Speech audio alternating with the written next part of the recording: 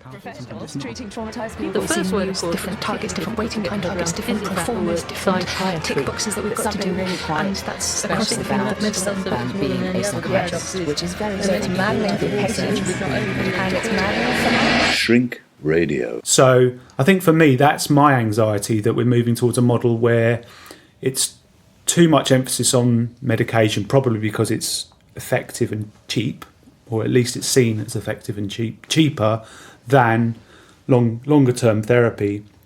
And I mean, that's the thing that I got absolutely nothing of in hospital. There was no attempt to talk to me, really. I think we had to line up to get our medication in the evening, and a very patronising psychiatric nurse used to shout out at the top of their voice, you know, it's medication time. It's, you know, I remember just feeling so degraded, terrible. Really, you know, so degraded. And of course, a lot of people that are in hospital have low self-esteem anyway, so they do get in line, they do comply, and then you get the other ones that are really angry, probably also for very good reason. I remember one guy smashing up the phone, you know, just in sheer anger, and then of course he then gets sectioned for even longer, and it just felt so depressing. Yeah, and of course this kind of risk aversion and this sort of clamping everything down to the minimal, including the chairs that are screwed to the floor. You know, one's sense of violence, if one is feeling aggressive or angry or outraged as part of oneself not being very well, it's going to increase in an environment like that. You're not going to bring it down. So people are going to be acting out more because the environments are so hostile. And this is not even, it's not generally considered that actually these are human beings in distress who need calm, creative and humane, human, respectful environments in order to help them get well.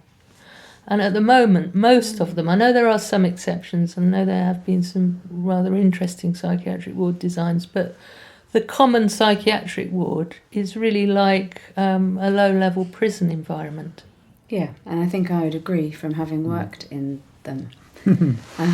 And it's frustrating, actually, as a doctor to work on a ward like that. It's not. I think it's not only frustrating, but it also, you sort of feel as though when you enter the doors, there's something of your soul that sort of stays outside. I remember and I you can saying leave at that, the end of the day. And I think that, you know, that for me has to change. And cancer services people will go to very, very nice. I went with my sister, you know, high-level, beautiful therapeutic environments where you walk in and you feel like you're going to get treated really well.